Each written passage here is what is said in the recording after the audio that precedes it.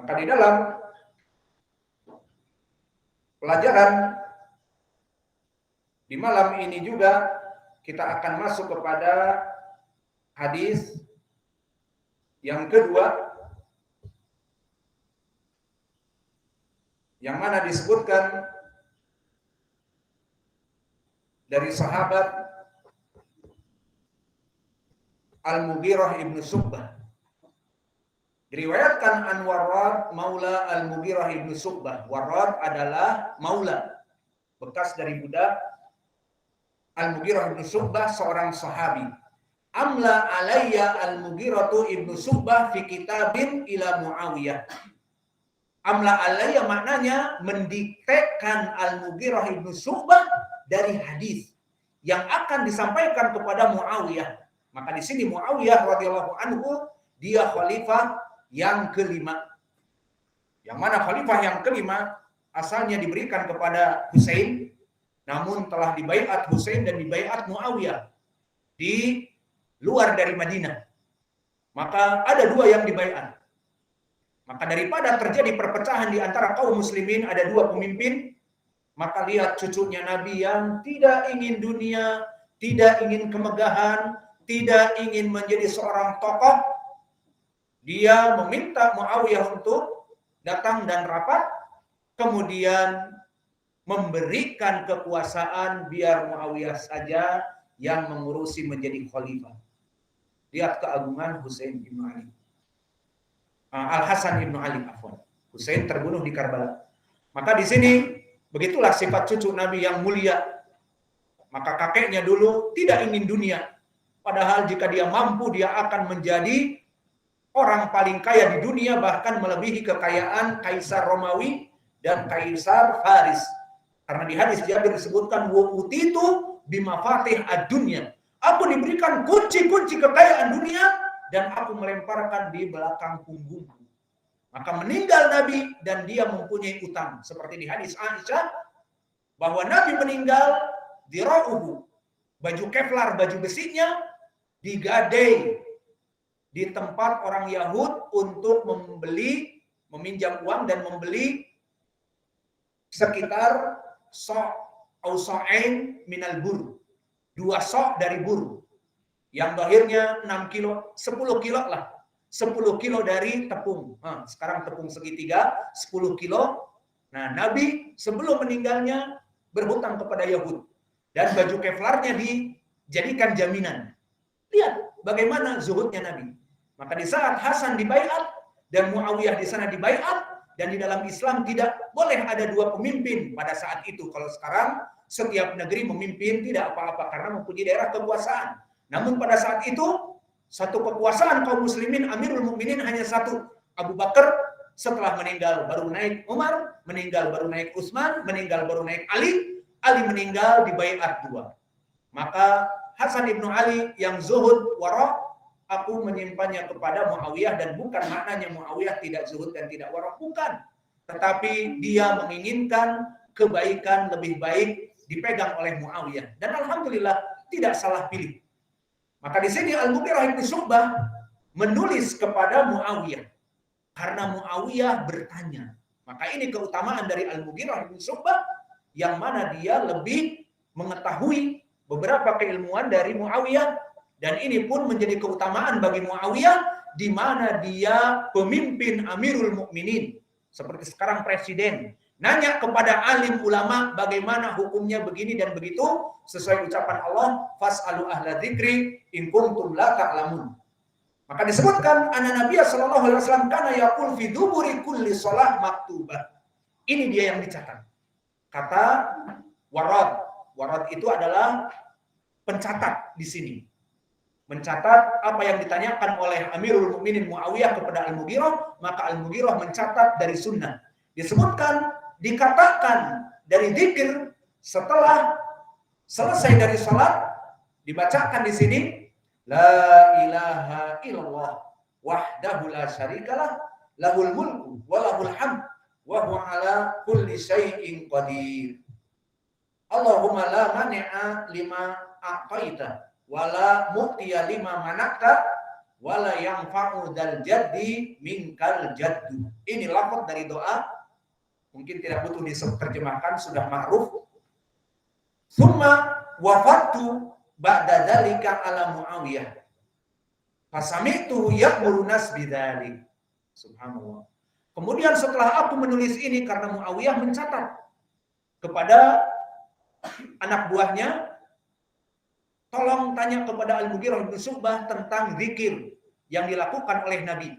Ditulislah oleh Al-Mughirah bin Syu'bah, diberikan kepada Amirul Mukminin.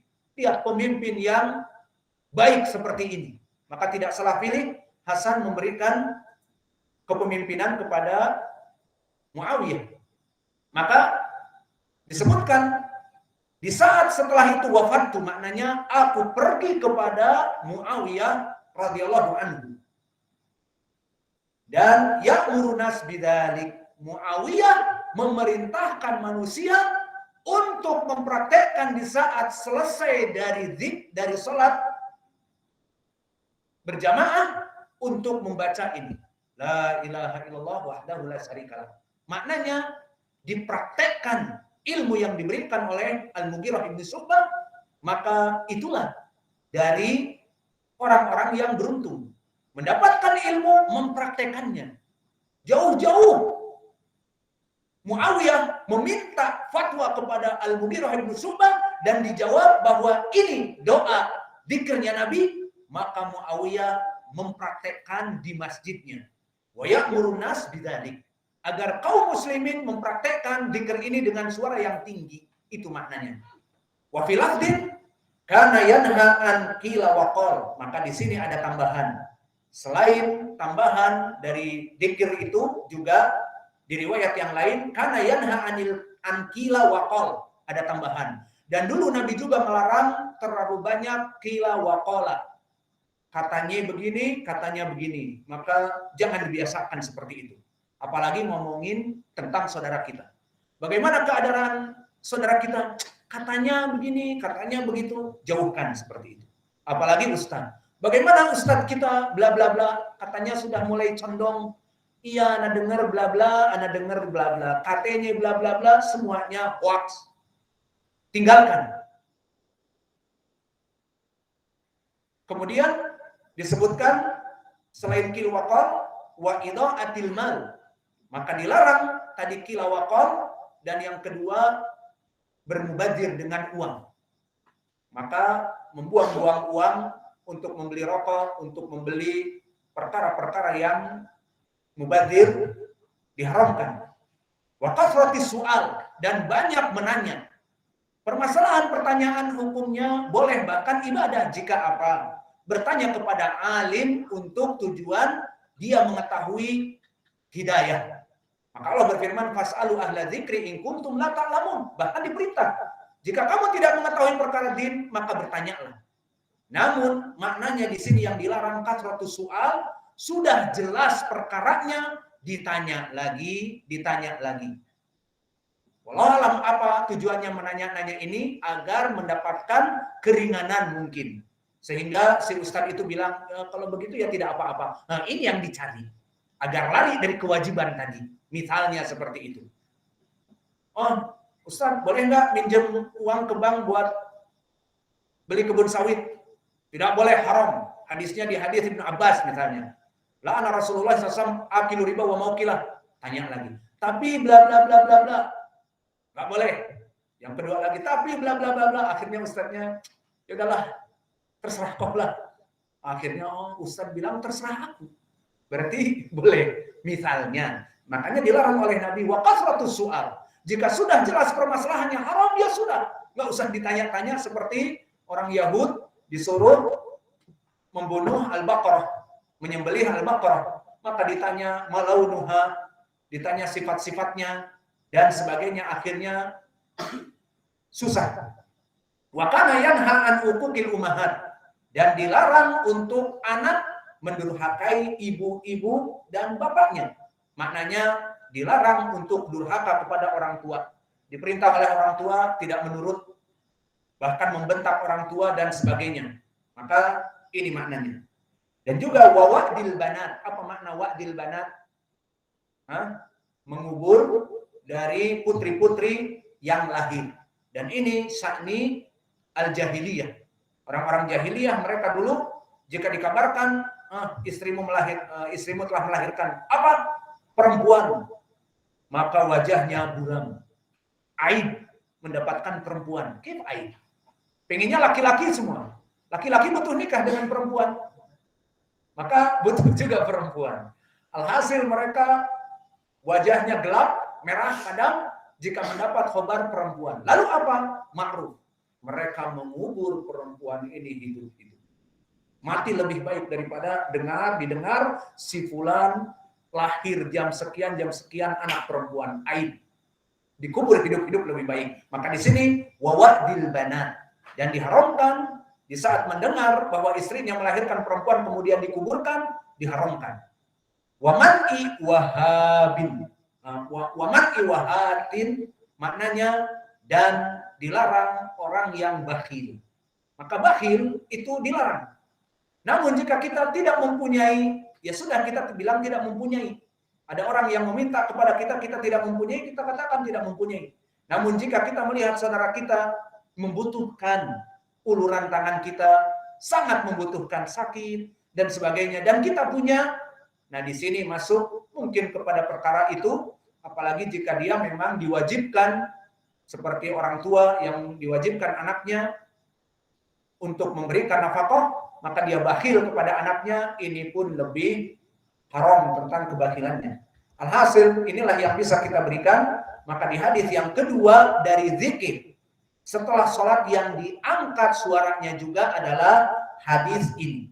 Hadis ini agung dari Mughirah bin Syu'bah, la ilaha illallah wahdahu la syarikalah, lahul mulku wa lahul hamdu wa huwa ala kulli syai'in qadir. Jika ditanya kepada kita, Pak Ustaz tadi bilang katanya hadis Mughirah diangkat suaranya, la ilaha illallah wahdahu la syarikalah. Mana dalil diangkat suaranya? Kan tadi hanya Al-Mughirah menulis kepada Muawiyah, tidak disuruh mengangkat suaranya. Mana dalil mengangkat suaranya? Di hadis lain.